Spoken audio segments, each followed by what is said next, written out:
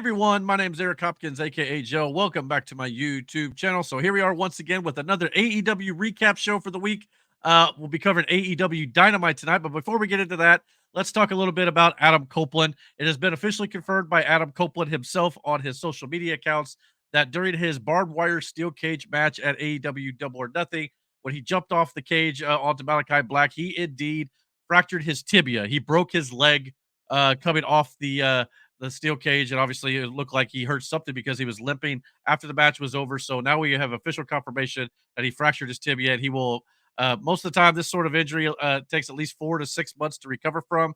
So we'll probably won't be seeing Adam Copeland back in the AEW ring, probably for at least till at least the end of the year, I'd say in 2024. So well wishes to him. We hope for a quick and speedy recovery, and we hope that everything will go all right there whenever he has his surgery, probably to get that repaired. And hopefully, I mean, it'd be nice to be able to see him kind of interspersed on AEW television, even though he is injured. It's a little harder to do. I mean, a guy like CM Punk is able to do that on WWE television, mainly because he's got, he hurt his arm. It's a little different than when you break a leg. It's kind of harder to get around with an injury like that. So we probably won't be seeing Adam Copeland for a while. So that sucks. It really, really does. And they officially stripped him of the TNT Championship. It's more of a relinquishing, but the Young Bucks said they stripped him as EVPs later on in the show on Dynamite. But that's just kind of played into the Young Bucks heel character for sure. But yeah, I'm looking forward to seeing Adam Copeland back in an AEW ring sooner rather than later, but it's probably going to be the rest of this year for the most part. He was having a great run, and hopefully he'll be able to come back and return and continue his run here, as well as finish his career on his own terms when he goes out, whatever it says choosing to do so. So get well, Adam. Hope to see you soon, buddy. This week's AEW Dynamite card looked pretty good on paper. I always think the card looks pretty good on paper going into AEW Dynamite. I have some criticisms of this show, though. I don't think it was the best AEW Dynamite they ever put on. Decent show, all things considered. But there was a few things I wanted to get into here. The first thing I wanted to talk about was, of course, Mariah May versus Saraya. It was scheduled for AEW Dynamite tonight. Did not take place on tonight's show. They officially announced it for next week's AEW Dynamite, which got a lot of fans speculating on X for sure about exactly why this got cut. Obviously, a lot of people saw this particular tweet or X post from Saraya talking about how she's about to start really speaking her mind. It got a lot of people wondering if she's upset with the booking of her on AEW television. Now, this was written in mid-afternoon, so this is probably after she found out that her match this week was going to be cut from the show, most likely. We don't know exactly for sure what she's referring to here, but it does sound a little bit like she's a little upset with maybe the way she's being booked on the show. And she's been losing a bit here. It hasn't been wrestling a whole lot in the last few weeks. She did wrestle a couple weeks ago, I think, in a tag match, but outside of that, it's been a little sporadic at best. Now, you can say that with about a lot of AEW talent. Unfortunately, they've got such a stacked roster that there's only so many hours in a week. Now, they've got 5 hours of television each and every week, not including Ring of Honor or any pay-per-views. So they definitely have time to put Saraya on the show. I'd love to see her on the show more. I do kind of miss seeing her week to week here, especially now that her brother Zach Knight's been wrestling for AEW as well. So yeah, I hope to see more here. But yeah, the fact that they actually canceled this match was a little bit of a bummer. But it does sound like we are still going to get it. But I think the reason why they did that is because I think they wanted to do this impromptu match with Mercedes Moné that we got on the show too. So that may be exactly what they were doing. But either way, it just kind of speaks to the fact that once you promote something, you do need to follow through with it. Otherwise, you're going to tick some fans off. And I can understand why some fans were disappointed that this did not happen this week. So hopefully it'll be worth the wait next Wednesday night on Dynamite. But yeah, as I said, we started the show off with Mercedes Moné. She come out to the ring to celebrate her TBS Championship victory over Willow Nightingale at Double or Nothing. She put over Willow Nightingale, but she also said she's just too dang nice, and that's why she got turned on by Chris Statlander. But yeah, then we kind of got a little bit of an answer as to who attacked her and possibly Willow Nightingale. Gotta remember, this person supposedly attacked Willow Nightingale in the back as well. I kind of wonder if they're just never going to address the whole Willow Nightingale part of this. They very well could. We'll just have to wait and see. But we definitely got an answer about who attacked Mercedes Moné, and that was, of course, none other than Sky Blue, which I'm not going to lie, I've been calling here on the channel that I thought it was Chris Statlander, especially after she turned on Willow Nightingale at Double or Nothing. Just made the most sense narratively and storyline wise. Sky Blue, as much as I love Sky Blue, I really do. I think she's a great young athlete for sure. and she's got a great character as well. And the stuff that she's been doing ever since she got sprayed in the mist by the House of Black. I would like to see her maybe change her name to like Sky Black because that makes some more sense with her darker character here. But they revealed Sky Blue as the attacker. To me, it just kind of felt a little bit out of left field. Not to mention they set up a women's TBS championship match here on the show with Mercedes Moné defending her TBS championship for the first time against Sky Blue. It just kind of felt like, we were just kind of trying to wrap up who it was who attacked Mercedes a few weeks back. But this kind of felt like the payoff wasn't nearly as good as it should have been. It would have been much better, I think, with Chris Statlander. But if you're not going to put Chris Statlander in a feud with Mercedes Moné right now, I kind of understand it. But when we got this match with Sky Blue, it just kind of felt like, we just were just trying to tie up this loose end, and we really don't have any other plans to address it beyond that because we had the title match tonight, and it appears that is over with now. So it just kind of felt like, we were just tying up a loose end, but I don't know. It just felt a little like it just wasn't as good as it should have been, in my opinion. I wish they could have done more with it. And I felt if you'd have made Chris Statlander the one who attacked him, at least it would have made some more narrative sense. It just kind of like a random person out of the blue who attacked Mercedes when she first got here. Obviously, it looked like Sky Blue wanted the title, but she had no idea that Mercedes was going to have the title back when she attacked her. So I don't know. It just didn't really rub me the right way in this regard. So I kind of wish they could have done a little bit more with it personally. First match of the night saw Swerve Strickland versus Kill Switch. A little bit of a leftover from Double or Nothing with Christian Cage's lackey here from the Patriarchy coming down to wrestle Swerve Strickland. I thought they both had a pretty decent, solid match with each other. The end of the match obviously saw Swerve Strickland get the win here over Kill Switch. And if you all remember a few weeks ago, Kill Switch ripped out one of Swerve Strickland's dreadlocks. So Swerve Strickland, kind of got his revenge here. He cut the hair of Kill Switch, and he kept one of his locks as well. So a little bit of a souvenir there for the AEW World Champion. Good match, all things considered, but definitely a good place to start the show. And it just get kind of tied into something that happened a few weeks prior. So I like what they were doing in that regard. But yeah, just kind of building up Swerve Strickland as a fighting champion every single week here. A lot of people are criticizing Swerve Strickland for wrestling every single week. I actually kind of enjoy it. I like to see my pro wrestling champion on the weekly shows. Not maybe necessarily every single week, because there is some credence to the idea of having a world champion who doesn't wrestle. The idea is people has to chase him just to get a match with him at all, and he's kind of more of an attraction. I understand that too, but I also don't. There's a fine line between doing that and having a guy like Roman Reigns or Brock Lesnar who hardly shows up for shows each week and doesn't get in the ring. So I kind of like seeing my world champion in the ring some here. So it just depends on what your preferences personally. I don't think there's really any wrong way to do it, but in a way, it's kind of nice to see. I mean, he is a babyface champion, by the way. He's got a little bit of a killer instinct about him now that they found his niche. But at the same time, I don't want to see a guy just completely go away at all times or with the champion's not on TV at all. That doesn't make any sense either. So, disregard, fun time with C. Swerve Strickland. Have a good win here. Then we got the announcement from Tony Schiavone per Tony Khan that we're going to be getting the TBS champion Mercedes Moné versus Sky Blue during this show. So in a way, I kind of like the idea that they set up a match for the show at the beginning of the show. That's kind of cool, which they don't always do. A lot of times they'll just kind of throw the match together before the show started. In this regard, they actually set it up narratively before the show got underway too much. So in that regard, I liked it. I thought these ladies did have a good match later on. But yeah, again, just to me with the whole Sky Blue thing, it just kind of felt a little bit out of left field. I wish they could have done a little more with that for sure. Then, of course, we got the TV time segment with the Learning Tree, Chris Jericho. I know a lot of people thought this was cringe. They thought it was awful, and they were just ripping it apart online. But you got to understand, guys, this is the gimmick. This is the whole thing that Jericho's doing here. The whole idea is to be cringe. The whole idea is to get under your nerves. So the fact that you're getting upset and like you just don't want to watch this. Now, maybe there's a difference between heat and go away heat. I understand that. And this is kind of in a lot of fans' minds, go away heat. But Jericho's playing this completely, egotistical, person who's just like, hi guys, no matter how much you boo him, he's going to treat you nicely, and it's hilarious to me in a way. Yeah, I mean, some people it's not going to be everybody's cup of tea, no doubt about it. But he was talking about how things are, it still smarts for sure. But, it hurts like the Dickens guys. It's just funny stuff to me. And of course, he's got the big redwood there with the Big Bill as well. So, I mean, I don't know why. Part of me's enjoying it, but part of me's also kind of enjoying that it's taking a lot of fans off, to be quite honest with you. I can understand why people don't like it, but at the same time, that's the whole point here is for you guys to kind of think it's cringy. So I don't know. We'll see what they do with it. That brought out Brian Keith. They brought him out to explain kind of why he helped Chris Jericho win at Double or Nothing against Katsuyori Shibata and Hook. Brian Keith said there's been a huge lack of respect for Chris Jericho at AEW, and so that's why he took up his offer to join the Learning Tree here, and so he officially joins the stable under the tutelage of Chris Jericho here.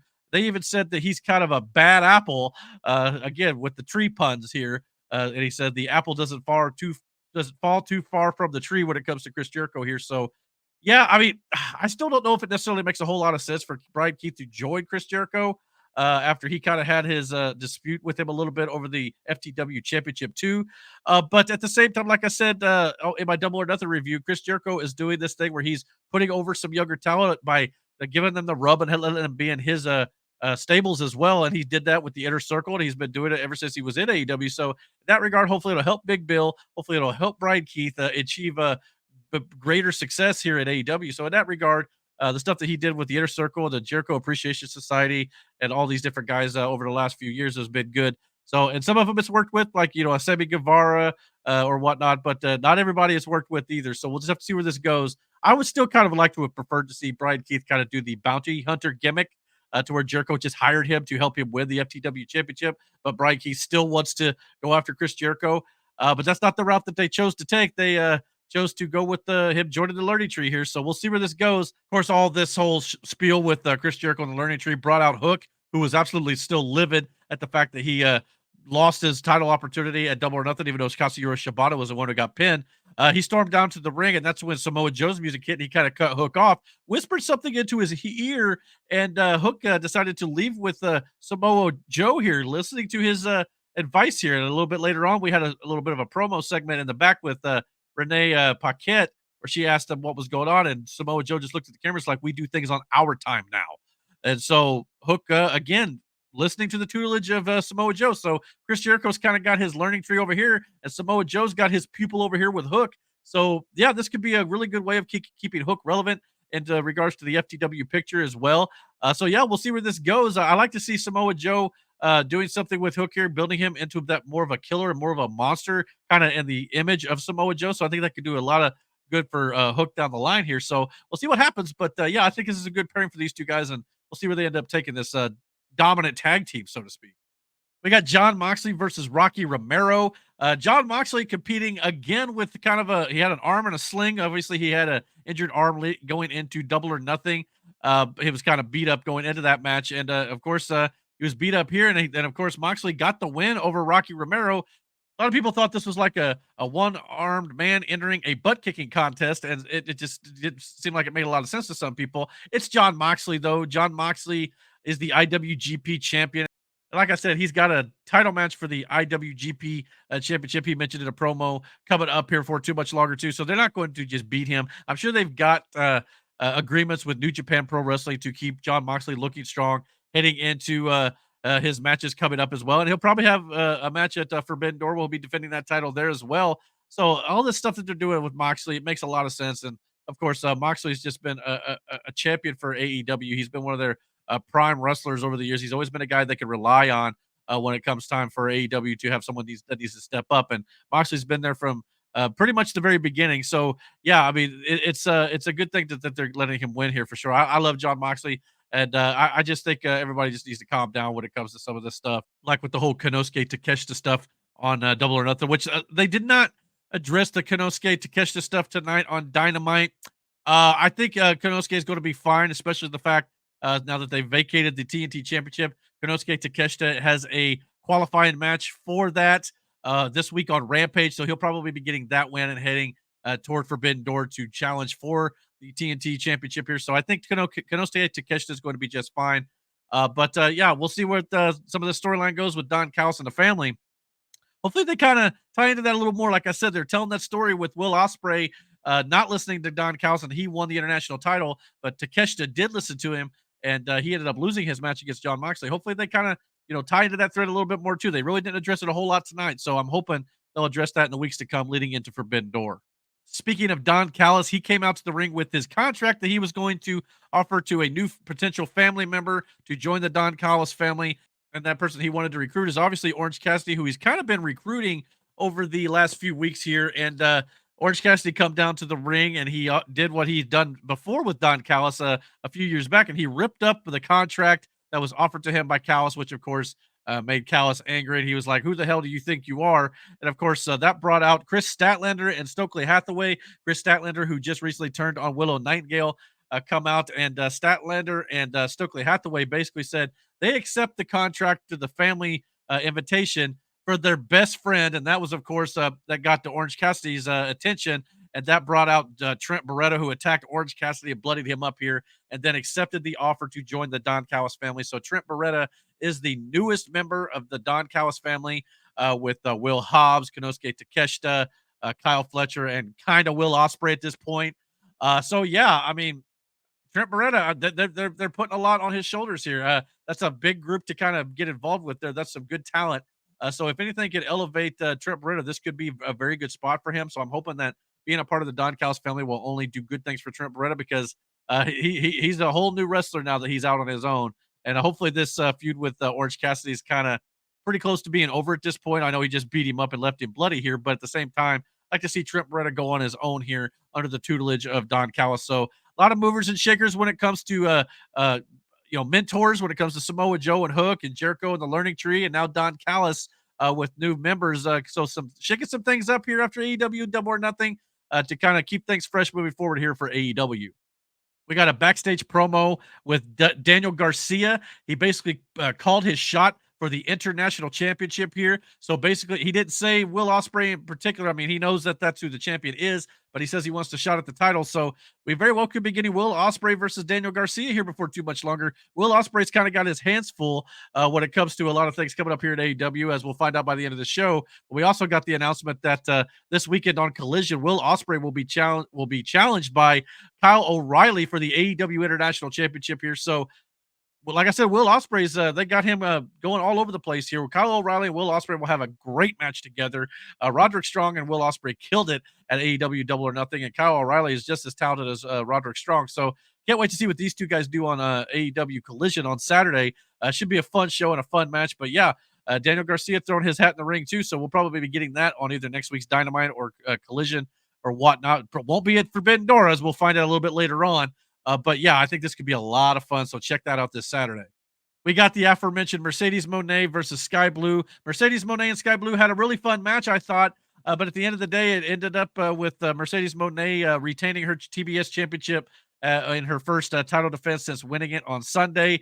So yeah, kind of standard. So like I said, it was just kind of there after the match was over. It just kind of ended. So it's just kind of weird that they put Sky Blue in that spot. I just kind of felt like, why would you tease up this big storyline of somebody attacking her and then it just kind of pays off in one night, so to speak, a few weeks later? It was a little weird.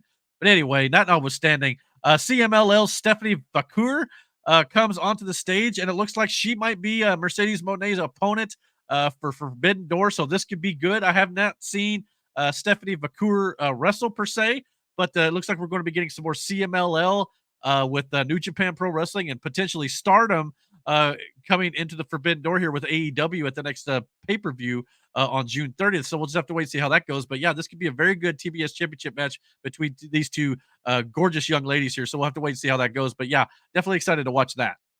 We got a backstage segment with Stokely Hathaway and Chris Statlander. Stokely said that Statlander's come back from 2 back-to-back ACL surgeries when most of these bitches in the back get a sinus infection and don't want to show up for work. Before anyone gets mad, I haven't even started talking about the women's division yet. That's just the men. So yeah, nice subtle dig there for sure. But they're definitely building up Chris Statlander as the next top heel in the women's division, or at least on the TBS championship side of things, for the sounds of things. But yeah, we'll probably definitely be getting Chris Statlander versus Willow Nightingale coming up soon. Maybe at Forbidden Door, we'll just have to wait and see. But I wouldn't be surprised if we also see Chris Statlander versus Mercedes Moné for the TBS championship at All In London coming up here in August. So that's something they could definitely be building to as well. So yeah, Statlander's definitely got the top women's division superstar written all over her. So I hope they do a lot with her, and I can't wait to see where they take this too. We had the new Elite come down for a promo segment in the ring. It was funny because this started out with a light CM Punk chant, but Kazuchika Okada shut that down real quick by saying, "Shut up, bitches." So it was just really hilarious the way he delivered the line. Of course, the crowd laughed at that, and of course, it got him to shut up too. And that got the Young Bucks talking as well, talking about how that Adam Copeland basically, fractured his tibia and basically broke his leg. So they said, per orders of them, the EVPs, they were officially stripping Adam Copeland of the TNT Championship here. That the Young Bucks told Kazuchika Okada they got him something, and that was when they showed video of a brand new, I think it was a Lamborghini that they were going to give Kazuchika Okada. Kazuchika Okada acted like he was crying. He was so overwhelmed. He was like, "Oh my god, I love it so much. Thank you." Then he just kind of goes, it got real serious real quick. So Kazuchika Okada is being absolutely great here in his promos in America. He's doing a really good job of learning the American language and English and all that sort of thing. So yeah, he's doing a great job with it, no doubt about it. And of course, the Young Bucks also finished the segment. They were going to give the vacant TNT Championship to Jack Perry here, the scapegoat. They were just going to hand it to him, a la Eric Bischoff, handing the title over to Triple H when they brought in the World Heavyweight Championship over there on Monday Night Raw. So if I hear Eric Bischoff complain about this, he just needs to just go suck an egg, because Eric Bischoff obviously, just wants to criticize stuff to stay relevant, in my opinion. But anyway, did y'all hear Bret Hart talking about Eric Bischoff, by the way, and the way he basically ruined WCW? So yeah, I just don't take Bischoff's opinion with a whole lot of credence, but that's just my opinion. So that brought out Christopher Daniels. Christopher Daniels, who was fired by the Young Bucks a few weeks back, come out and said, no, no, no, no, no, we're not doing it this way. If we're going to do anything with the TNT Championship, you're going to have to earn it here. In AEW, you have to earn your way. So if Jack Perry wants it, he has to earn it. So he basically said that per Tony Khan, Christopher Daniels has been named the interim EVP. So yeah, I don't know. By being interim EVP, that means he's going to be any announcement he makes, it's going to be coming directly from Tony Khan. I don't know if I like the idea of AEW having like a person in a general manager role. I understand why they do that with Christopher Daniels, because he's obviously been around a long, long time, and they probably want him still to be around in the company. And this is something for him to do, especially if he's wanting to slow down his career in the ring. It's kind of like Adam Pearce on WWE Monday Night Raw. I just don't know if we need to see this. I know some people were calling him the Adam Pearce from Wish. That's pretty funny. Wish Adam Pearce. But at the same, I mean, he kind of looks like him a little bit too. I'm not going to lie to you. But I don't know.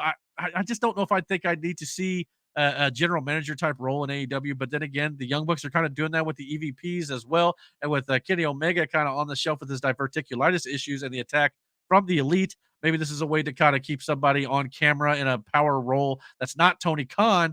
To me, I mean, if you're going to do this, I don't understand why Tony Khan can't just do it. A lot of people don't want to see Tony Khan on screen, so I kind of understand it from that regard.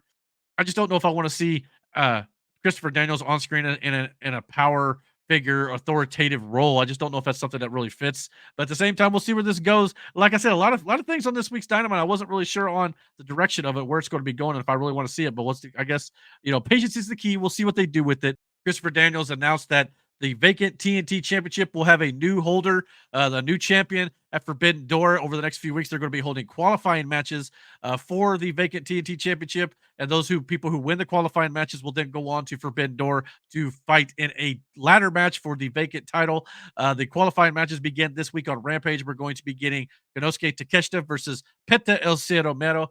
So we'll be getting that match, and we'll be getting more matches coming up in the weeks to come. And then, of course, the Young Bucks started to come out here and attack Christopher Daniels, and that's what brought out the Acclaim to kind of even the odds. I don't know if they just kind of cut to the next segment or commercial after this, so I don't know if we'll actually be getting the Acclaim versus the Elite or anything. We might get that on Collision or something, but I don't know if it's going to be something that's going to take place on a pay-per-view. We'll have to wait and see. Could be a lot of fun, no doubt about it. Well, it'll be something for the Acclaim to do for sure.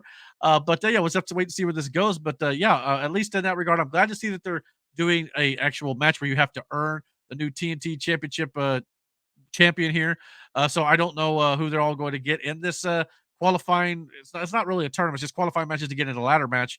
But either way, I hope they got some great talent in it. And I think Konosuke Takeshita and Penta is a great start. So I expect Konosuke Takeshita to win that match and possibly even win the title at Forbidden Door, the way all fans are kind of complaining about his booking as of late. So we'll have to wait and see what they do. That'd be a great person to put it on, no doubt about it. He could definitely use it. And Jack Perry will probably most definitely be involved in that as well, since they tried to just gift him the title here. So we'll see where that goes. But yeah, definitely can definitely see that happening for both these guys. We got the announcement that MJF will be returning to Dynamite next week. So I guess he's officially back. I thought, like I said, I had heard reports that MJF may have to have surgery, much like Kenny Omega. I mean, obviously not for diverticulitis, but for whatever he had going on as well. But it sounds like those reports about MJF having to go under the knife are probably a little misconstrued or exaggerated or completely false. We'll have to wait and see. But it sounds like he'll be back on Dynamite next week. And I guess already we got somebody calling him out. This week on Dynamite, Roosh called out MJF. So that could be a really good, fun match, no doubt about it. just kind of random, but at the same time, maybe they'll do some stuff with it to kind of build a storyline out of it. And I know that's some of the criticism with AEW, this kind of random matches sometimes. But this will be a great match, no doubt about it. So, not a match I was expecting, and many people weren't either. So, but yeah, it could be a lot of fun. And I don't know if we'll get that this next week on Dynamite or if we're going to get that going on down the line here. But either way, excited to see MJF back next week, and it should be great. Can't wait for the Wolf of Wrestling to return officially here.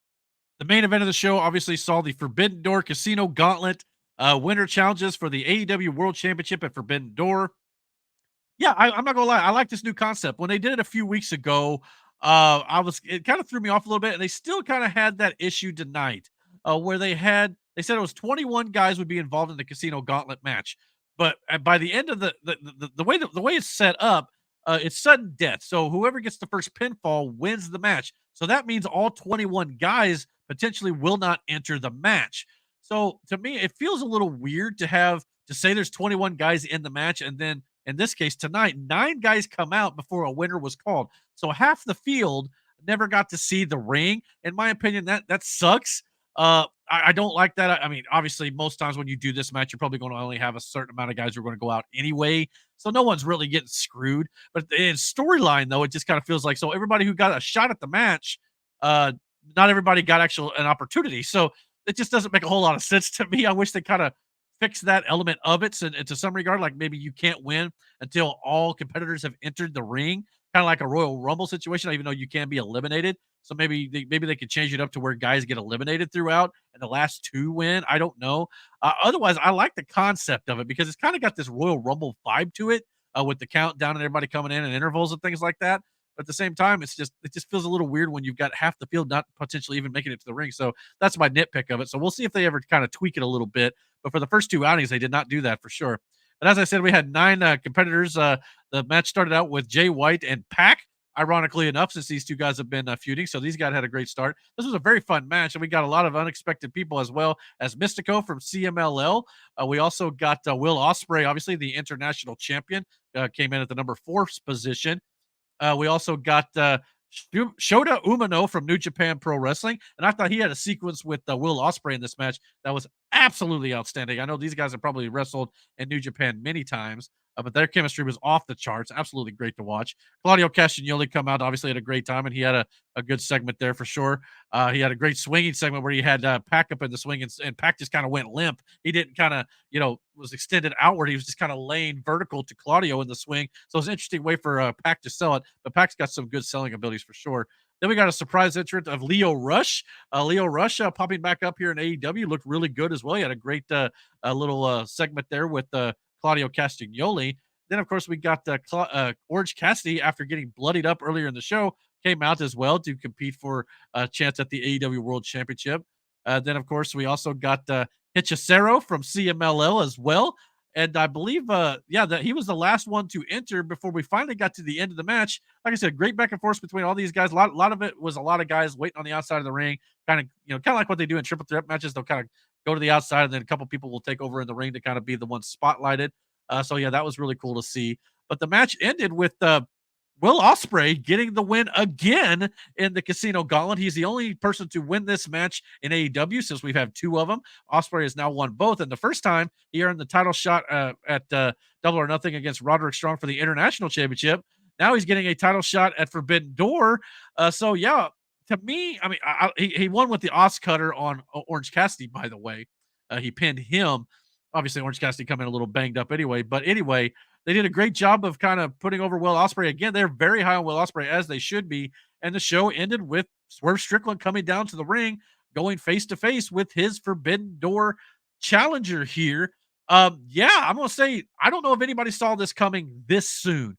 I'm a little concerned that it's a little too soon because a lot of people were expecting this to potentially happen at All In London. Which would have been a great match, and it very well still could happen. Maybe this is the first in a series of matches between these 2 gentlemen. But yeah, it just feels like, it adds an element of unpredictability, which I love. So I think a lot of people need to understand that that's one of the reasons they did it, because you're going into this match going, well, who could possibly win? Either guys could possibly win. There's no clear-cut winner here. So that will sell the pay-per-view. In that regard, take my money right now. However, one of these two guys has probably got to lose unless they do some sort of screw job finish, which will really suck. I hope they don't do that. But at the same time, at least in this situation, I'd understand it a bit. But at the same time, this is one of those situations. If you want to do that, don't book it to begin with. But yeah, it would make Swerve a transitional champion if Will Ospreay just comes in and just wins it pretty quickly after being in AEW here. And obviously, I don't think you want to beat Will Ospreay. So it's like, what do you do here? I don't know. They're definitely strapping the rocket to Will Ospreay, no doubt about it. And I hope that Tony Khan's not getting cold feet with Swerve Strickland here, because I think he's got a lot of value as the AEW World Champion for sure. So it's going to be a stellar match. Don't get me wrong; it's going to be amazing to watch. Both these guys are going to be great. I'm just a little concerned that maybe they're pulling the trigger on this a little too soon. And especially if you're going to put the title on Will Ospreay, I would really feel bad for Swerve Strickland. But at the same time, this could be a start of like Will Ospreay being a belt collector, much like Kenny Omega was. And again, of course, him and Kenny have this rivalry dating all the way back to their times in New Japan and stuff. So maybe Will Ospreay kind of wants to one up Kenny Omega a little bit here. I don't know, and I still want to see Omega versus Ospreay again whenever Omega gets healthy too. So I don't know. This is going to be interesting to me, but yeah, I was definitely kind of shocked that that's what they're going to be doing at Forbidden Door. Like I said, it's going to be outstanding. It's going to be a great match. Take my money. But at the end of the day, I just don't know if I like the idea of them doing this already. It just feels a little abrupt, a little soon for me. So again, this show had some questionable booking decisions I didn't quite know if I agreed with, but I'm willing to give it a wait and see approach with some of these right now. The sky blue stuff I thought was probably the worst on the show, just because again, it just didn't feel like it really fit what they were trying to do with Chris Statlander and stuff. So I just kind of felt like it was out of left field. But other than that, the rest of it, I want to give it a little time to see what they do with it. The Brian Keith stuff, the Trent Beretta stuff, which I kind of expected Trent Beretta to be a part of the Downcast family. I want to see where they take it. And of course, this whole thing here with Will Ospreay and Swerve Strickland, definitely shocking. But yeah, I can't wait to watch the match. It's going to be a certified banger, no doubt about it. But just a little concerned about how soon they're pulling the trigger on it, because they could definitely wait a little while longer to get the legs out of this, to build both guys up. Swerve to have a longer title run, and Ospreay to have a great international championship run before they could have done it. So, what do you guys think? Are you guys excited for Swerve Strickland versus Will Ospreay at Forbidden Door 3 in New York City? Could they potentially maybe be doing MJF later on down the line with Swerve Strickland, and maybe Will Ospreay takes his first loss of Forbidden Door? What did you guys think of Dynamite this week? What did you think of some of the booking decisions? Are you guys enjoying AEW right now? Please comment below. Let me know all those good thoughts down below in the comment section. And don't forget to hit that like and subscribe button. And until my next week's AEW recap, everybody, take care and God bless.